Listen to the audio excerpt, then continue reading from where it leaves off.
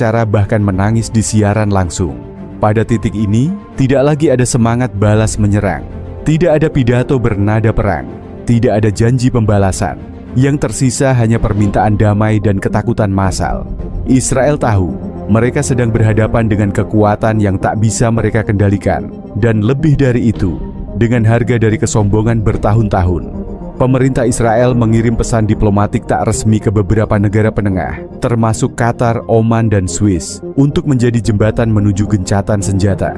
Tapi Iran belum menjawab. Mereka tahu musuhnya sedang runtuh, dan mereka belum selesai. Gelombang keempat bukan hanya serangan fisik, tapi juga serangan moral. Dalam waktu kurang dari 2 hari, negara yang dikenal dunia sebagai kuat dan tak tergoyahkan, kini menangis di hadapan dunia.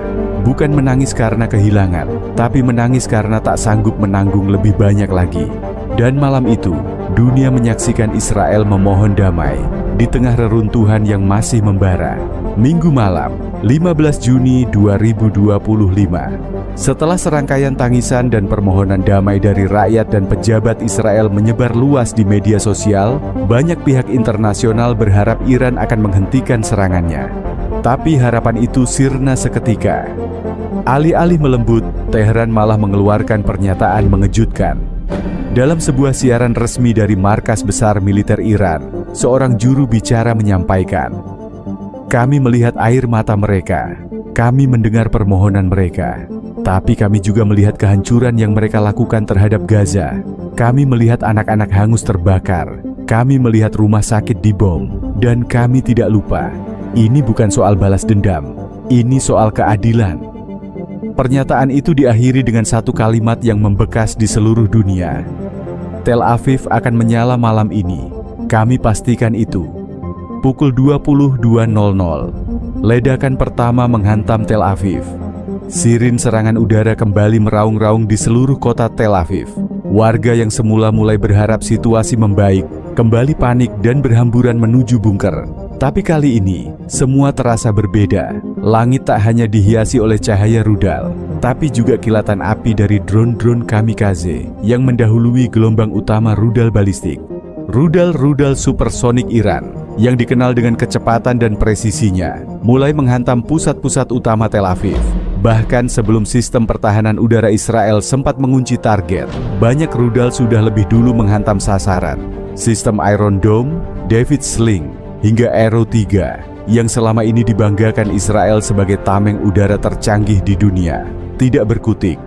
Radar-radar mereka dibanjiri oleh puluhan bahkan ratusan sinyal palsu dari drone siluman, membuat sistem pertahanan lumpuh sesaat yang justru cukup bagi rudal-rudal utama untuk lolos. Pukul 22.10, Tel Aviv terbakar. Dalam hitungan menit, beberapa titik vital di Tel Aviv berubah jadi lautan api. Gedung Kementerian Pertahanan luluh lantak, hanya menyisakan rangka baja hitam terbakar. Markas besar penyiaran nasional Israel hancur setelah dihantam drone kamikaze yang menembus jendela lantai tertinggi. Bandara Ben Gurion ditutup total setelah 2 rudal menghantam hanggar utama dan landasan pacu. Jaringan listrik dan komunikasi mulai terganggu. Beberapa wilayah Tel Aviv mengalami blackout total. Warga yang sebelumnya berlindung di bunker mulai menyadari bahkan tempat-tempat perlindungan itu tak lagi menjamin keselamatan. Salah satu video amatir menunjukkan sebuah bunker yang disebut anti ledakan dan anti nuklir runtuh karena terkena dampak gelombang kejut rudal supersonik. Belasan orang di dalamnya tewas seketika. Tangisan, teriakan, dan kepanikan merebak di seluruh kota. Mobil-mobil terbakar di jalanan. Ambulans tak cukup. Militer lumpuh, polisi kewalahan. Semua terasa seperti adegan kiamat versi nyata. Tak hanya Tel Aviv, serangan lanjutan juga menghantam Haifa, Beersheva, dan sebagian area Yerusalem Barat.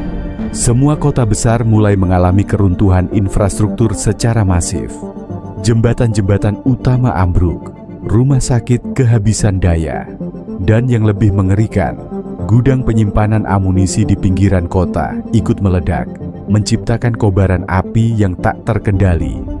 Para analis militer internasional yang sebelumnya membela kemampuan pertahanan Israel, kini bungkam. Satelit cuaca merekam citra malam hari Israel sebagai daratan berwarna merah menyala, dipenuhi titik-titik api dan asap. Pada titik ini, rakyat Israel benar-benar berada di ujung keputusasaan. Mereka bukan lagi minta damai, mereka minta diselamatkan. Beberapa warga dilaporkan mencoba melarikan diri ke perbatasan Yordania dan Mesir, tapi ditolak masuk karena alasan keamanan nasional. Pemerintah Israel kehilangan kendali. Banyak menteri tak lagi berada di tempat kerja. Komunikasi darurat pusat lumpuh. Dan yang paling mengejutkan, tidak ada pidato dari Netanyahu malam itu. Dia menghilang dari publik. Serangan gelombang kelima telah menandai sebuah kenyataan pahit. Israel kini berada dalam posisi yang dulu hanya bisa dibayangkan oleh dunia, sebagai negara yang mulai rata dengan tanah, sebagaimana yang mereka lakukan terhadap Gaza selama ini.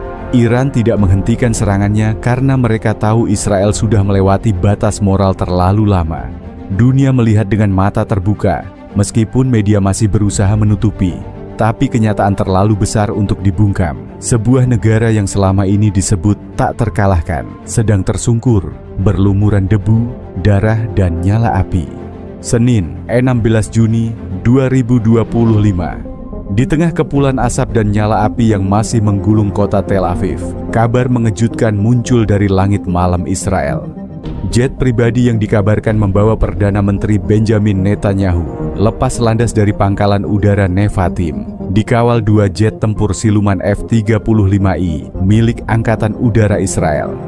Dalam diam, pemimpin tertinggi Israel itu memilih jalan keluar dari negerinya sendiri, melarikan diri. Pesawat itu menuju arah barat daya, diyakini menuju pangkalan militer sekutu di Siprus atau Italia.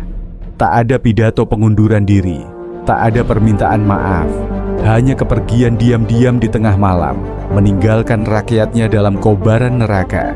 Kabar pelarian ini cepat tersebar di media sosial dan aplikasi pesan. Ketakutan yang sudah mencekam berubah menjadi histeria massal.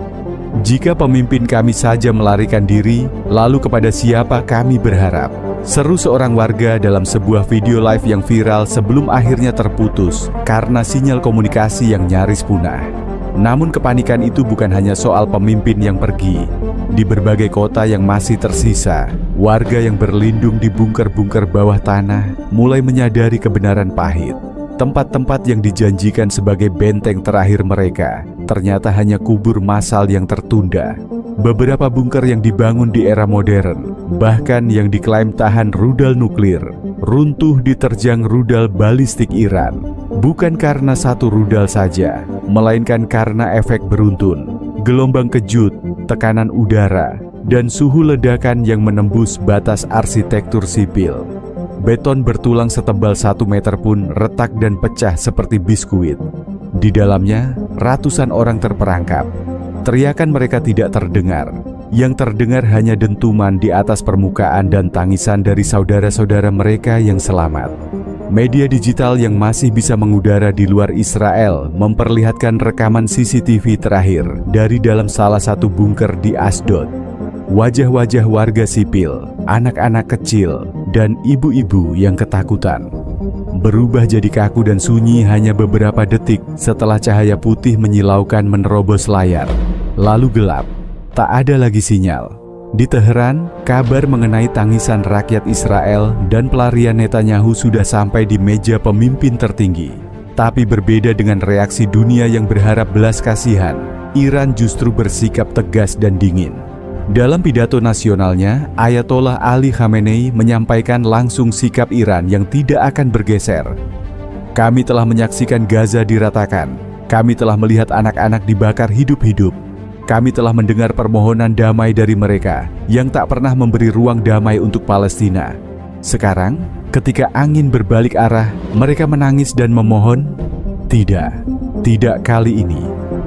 Menteri Pertahanan Iran pun menegaskan bahwa operasi True Promise 3 akan berlanjut hingga Israel tidak lagi mampu berdiri, tidak lagi bisa mengangkat senjata, dan tidak lagi sanggup menyiksa manusia atas nama kekuasaan. Kami tidak menghentikan operasi ini karena sudah terlalu banyak yang mati tanpa keadilan. Kami teruskan serangan sampai suara rakyat Gaza yang terkubur hidup-hidup didengar oleh dunia. ujarnya di depan puluhan kamera media internasional.